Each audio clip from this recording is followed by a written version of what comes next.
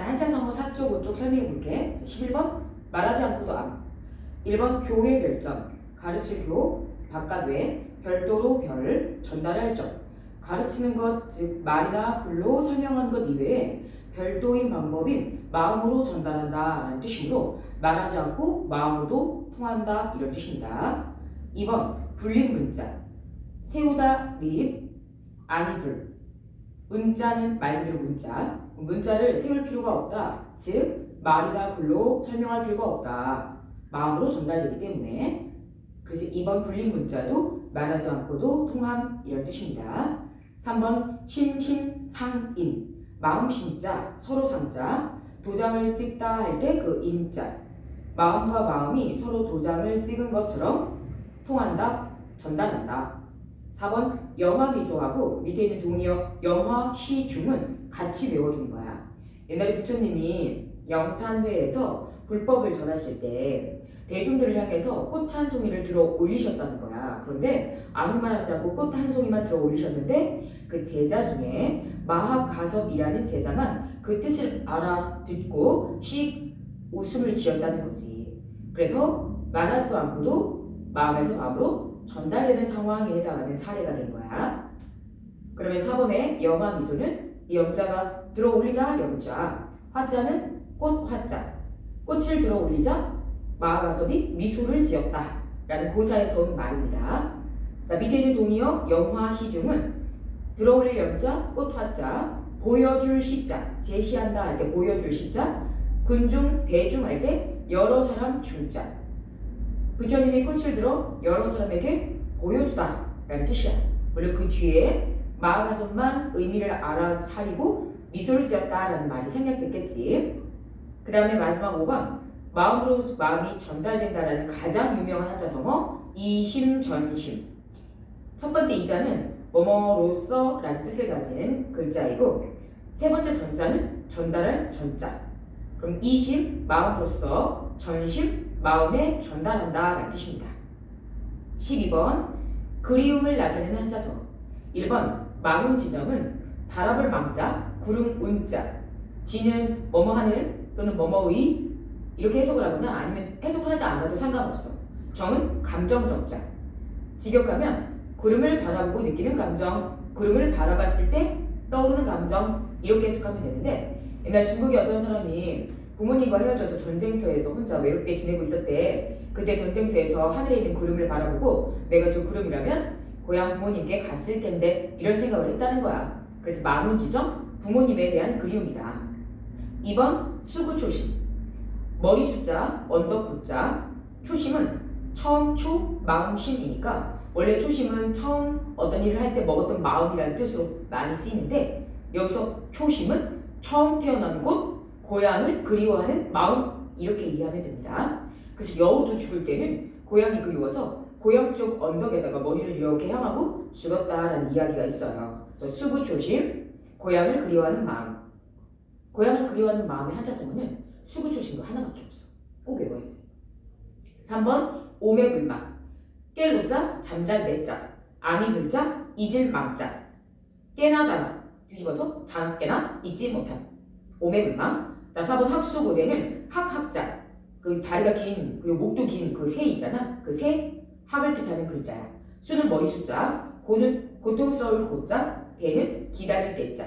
학수고대 학의 목처럼 길게 이렇게 빼고 외롭게 괴롭게 기다리다. 누군가를 간절히 기다리면서 그리워하는 상황을 나타내는 한자성어이다. 학수고대 학의 머리 괴롭게 기다리다. 자, 그 다음에 13번은 네 글자의 빵빵지탄에 해당하는 한자성어야. 자, 거기는 지는 역시 아무 뜻 없는 해석하지 않아도 되는 뭐뭐의 이렇게 해석하면 되는 그 지자이고 탄자는 슬플 탄자, 탄식할 탄자 이렇게 이해하면 된다. 그러면 13번의 양가로 1번부터 7번까지는 어떤 상황에서 탄식하는 내용이 나오겠지요. 자, 1번 고분지탄. 고자는 두드릴 고자, 분은 화분할 때 그 분자인데 화분과 비슷하게 물 항아리도 이 분자를 써요. 그럼 고분지탄은 물 항아리를 두드리며 하는 탄식이라는 뜻인데 옛날 물 항아리를 들고 물을 길어오는 건 여자들의 몫이었거든. 근데 그 아내가 지금은 죽어서 아내가 쓰던 물 항아리만 남았을 때 그 물 항아리를 두드리면서 울었다 그래서 보분지탄은 안에 이른 슬픔이다. 두 번째, 만시지탄. 늦을 만자, 때시자. 때가 늦었음을 탄식함. 그 다음 3번, 망양지탄. 4번, 망양지탄. 그 3, 4번에 있는 망양은 우리말 음은 망양으로 똑같지만 한자가 뜻이 달라. 자, 먼저 3번 망양지탄의 망자, 잃다, 잃어버리다. 양자는 그 동물 양자. 그러니까 양자지. 그러면 망양지탄 3번은 양을 잃어버리고 탄식한다 라는 뜻인데, 이거 양이 여러 갈래의 갈림길에서 예를 들면 여기 한 줄기 길이 여러 갈래로 나뉘어지는 이런 상황에서 이 중에 어디로 양이 가는지 모르는 상황이야. 그래서 여러 갈림길에서 양을 잃어버려서 양이 어디로 가는지 몰라 탄식한다 라는 뜻인데, 이것은 학문의 길이 너무나 많고 여러 갈래여서 그 중에 한 가지도 제대로 이루지 못할까 탄식하는 상황을 비유하는 말입니다. 학문의 길이 너무나 다양해서 그중 하나도 제대로 이루지 못할까 탄식함. 3번 망양지탄. 4번 망양지탄은 바라볼 망자, 바다 양자. 태평양, 대서양 할 때 바다 양자. 4번 바다를 바라보며 탄식한다 라는 뜻인데, 저 넓고 끝없는 바다의 내가 작고 미약해서 가서 닿을 수 없다 라고 생각하여 내는 탄식으로서 자신의 능력이 미치지 못함, 자신의 능력이 미약함을 탄식할 때 쓰는 4번 망양지탄. 그 다음에 5번의 맥수지탄은 우리 시중 수업 시간에 이미 했던 것처럼 나라가 멸망한 한탄입니다. 그 다음 6번 비육지탄은 이 비자가 비만할 때 살집 비자, 육자는 원래는 고기 육자인데 여기서는 내 몸을 뜻하는 몸 육자로 이해하세요. 그럼 비육지탄은 내 몸이 살쪄서 슬퍼한다, 탄식한다 라는 뜻인데, 유비라는 사람과 관련된 고사야. 유비가 때 기회를 얻지 못하고 허송세월만 하고 있었을 때 우연히 상가집에 가서 화장실에 갔다는 거야. 그래서 이제 술도 먹고 그러다가 이제 화장실이 급해서 화장실에 가서 이렇게 쭈그리고 앉았는데, 쭈그리고 앉았을 때 자기의 그 넓적다리가 너무 튼실하게 살이 쪄 있더라. 야, 내가 이렇게 전쟁을 하고 나라를 평정하고 큰 뜻을 세웠어야 했는데 그럴 때를 얻지 못하고 허송세월을 하다 보니 이게 살만 쪘구나 라고 해서 울었대. 그래서 비육지탄은 능력을 펼칠 때를 얻지 못해서 한탄한다 이런 뜻입니다. 그다음 마지막 풍수지탄. 직역을 하면 바람 분자, 나무 숫자. 바람 불어서 나무가 탄식한다 라는 뜻인데, 이거는 나무의 가지는 흔들리지 않고 가만히 있고 싶은데 자꾸 외부적 상황이나 환경이 바람이 부는 바람에 이 나무가 가만히 있고 싶어도 자꾸 그 바람 때문에 자기 뜻대로 이루어지지 않는다 이런 상황이거든. 그럼 너는 어떤 상황을 비유한 표현이냐면, 본인은 부모님께 효도를 하고 싶은데 외적인 상황이 이미 부모님이 돌아가셔서 내가 효도를 하고 싶어도 외적 상황이 도와주지 않는 상황이라 효도를 할 수가 없다. 그래서 풍수제가는 부모 돌아가신 슬픔 또는 돌아가신 부모님을 그리워하는 슬픔을 뜻합니다. 그 다음 5페이지. 인생의 덧없음, 무상감을 나타내는 한자성어야. 이 무상하다라는 건 영원한 건 없다, 항상 변함없는 건 없다 라는 의미의 허무함, 허망감하고 가장 유사했었잖아. 그래서 되게 깨고 나면 허무하게 사라지는 꿈 몽자를 활용해서 한자성어를 만들었습니다. 자, 그럼 1번부터 볼게. 남과 일몽은 남쪽 남자 가지 가자. 남쪽으로 뻗은 가지 밑에서, 즉 나무 밑에서 꿈을 꿨는데 꿈속에서 자기가 부마가 되어 부귀영화를 누리는 꿈을 꿨다는 거야. 그래서 밑에 남과 일몽의 네 번째 뜻풀이 넷째 줄을 보면 이 사람이 꿈속에서 괴한국의 부마가 됐다 그러지. 이 부마라는 단어 고전소설에서 정말 잘 나오거든. 꼭 기억해줘. 부마는 공주나 옹주의 남편, 다시 말하면 왕제, 왕의 사위를 부마라고 그래. 그러니까 이 사람이 꿈에서 자기가 황제의 사위가 되는 꿈을 꾼 거지. 그러면서 한평생 부귀영화를 누렸다. 근데 깨고 나니까 꿈이더라. 허무하게 순식간에 사라지더라. 그래서 인생의 무상함을 나타내는 첫 번째 한자성어, 남쪽으로 뻗은 가지,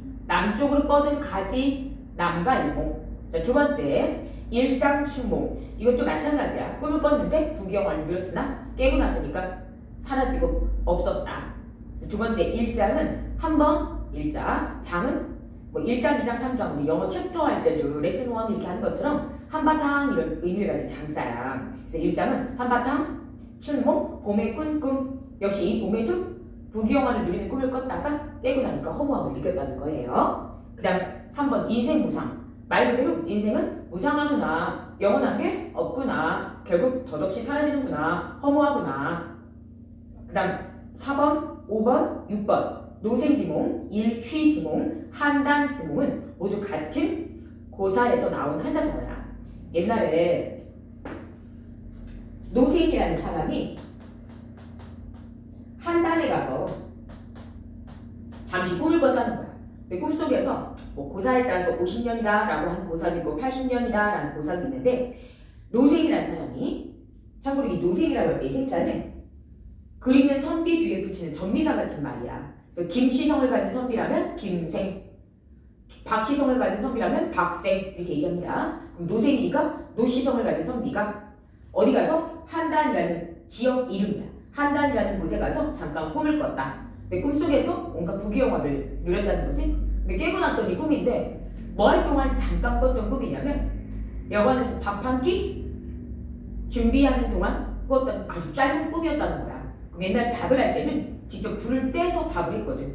그래서 자기가 꿨던 꿈이 밥 한 번 불 떼서 지을 정도의 짧은 시간 동안 꿨던 꿈이다. 그래서 한 번 일자, 밥하다 취자, 일취라는 말을 씁니다. 우리 안면밥솥 자동 취사 선택하잖아. 그 취자가 불을 떼서 밥을 하다 취자야. 그래서 일취, 한 번 불 떼서 밥할 정도의 시간. 노생이라는 사람이 한단에서 한 번 불 때 밥할 정도의 시간 동안 꿈을 꿨다. 온갖 부귀영화를 누렸으나 깨고 나니 허무하게 사라졌다. 그래서 5번, 4번, 6번 모두 같은 고사에서 나온 노생의 꿈, 노생지몽, 한단에서 꾼 꿈, 한단지몽, 한 번 밥할 시간 동안 꾼 꿈, 일취지몽 이렇게 얘기합니다. 자, 그 다음에 오른쪽 비교할 것은 몽자, 꿈몽자가 들어갔는데 인생무상과 관련이 없어서 주의할 것들을 적어놨어. 자, 1번 동상이몽은 같은 동자, 침대 상자 또는 이부자리 상자. 다리가 있자, 꿈몽자. 같은 침대, 같은 이부자리에서 잠을 자는데도 다른 꿈을 꾼다. 즉 같은 처지에 있으면서도 딴 생각을 한다. 이런 뜻입니다. 양가로 2번 비몽사몽은 아니다 비자, 꿈몽자, 사는 유사하다 할 때 사자 또는 사이비 할 때 그 사자야. 그러면 비몽사몽은 꿈이 아닌 듯도 하고 꿈과 유사한 듯도 하다. 이 말은 꿈처럼 느껴지기도 하고 꿈이 아닌 현실인 것처럼 느껴지기도 하다라는 뜻으로서 완전히 잠이 들지도 깨어나지도 않은 상태를 뜻합니다. 그 다음에 양가로 3번 장주지몽, 호접지몽은 일단 첫 번째 장주가 사람 이름이야. 중국의 장주 또는 장자라고 불렸던 사람이 꿈을 꿨더니 호접, 나비가 됐더라는 거야. 그래서 나비가 돼서 온갖 아름다운 자연을 누리면서 자연을 돌아다니면서 즐겁게 지내다 보니 자기가 원래 나비였는지 원래 장자 또는 장주 사람이었는지 구분이 안 될 정도로 자연과 일치 또는 일체가 된 느낌을 받게 되었다. 그래서 장주의 꿈, 호접은 나비의 꿈, 접자가 나비 접자거든. 장주의 꿈, 나비의 꿈, 그래서 같은 뜻이고 자연과 인간이 하나가 된 것 같은 느낌, 경지를 뜻합니다. 자, 이렇게 자연과 인간이 하나가 된 느낌을 나타내는 한자성어는 자연물을 할 때 물자, 나아, 자아 할 때 나아자, 하나일자, 몽체자 해서 물, 자연물과 나니까 인간이 일체 한 몸이 된 것 같은 동질감을 느낀다. 인간과 자연이 조화됨을 느낀다 라고 할 때 쓰는 한자성어나 물화일체. 이 물화일체와 같은 뜻으로 쓰이는 것이 바로 장주가 나비가 돼서 꾼 꿈, 장주지몽, 호접지몽이다. 장주지몽, 호접지몽은 물화일체의 뜻이다. 자연과 인간의 조화. 자, 그런데 마찬가지로 장주가 나비가 되었던 그 꿈도 깨고 나니까 사라지고 결국 인간 장주로 돌아왔거든. 그러므로 장주지몽, 호접지몽은 어떤 뜻도 있다. 역시 마찬가지로 그게 짧고 더덥구나, 영원한 건 없구나 라는 인생무상을 나타내기도 한다. 정리하겠습니다. 장주지몽, 호접지몽은 두 가지 의미로 쓰인다. 물화일체, 인생무상. 자, 그다음 마지막 한단지보. 이 한단지몽이 아니고 한단지보야. 아까 노생이 한단에 가서 부귀영화를 누렸던 꿈을 꿨던 한단지몽이 아니고 구별하세요. 한단지보, 한단지보. 이 보자는 도보 할 때 걸을 곳이죠. 그러면 밑에 고사에도 나와있던 것처럼 한단이라는 유명한 곳에 가서 그곳 아주 유명한 사람의 걸음걸이를 따라하려고 하다가 어느덧 자기 걸음걸이도 잃어버려서 따라하려고 하던 사람의 걸음걸이도 얻지 못하고 자기 걸음걸이도 상실해서 자기 고향으로 돌아갈 때는 걷지 못하고 기어서 돌아갔다고 한다. 그래서 한단의 걸음걸이라는 뜻을 가진 한단지구는 남을 따라하다가 함부로 남을 따라하다가 자기 것까지 잃어버리는 주체성 없는 태도를 비유하는 한자 성어입니다. 자, 5페이지까지 열심히 잘 외워오세요.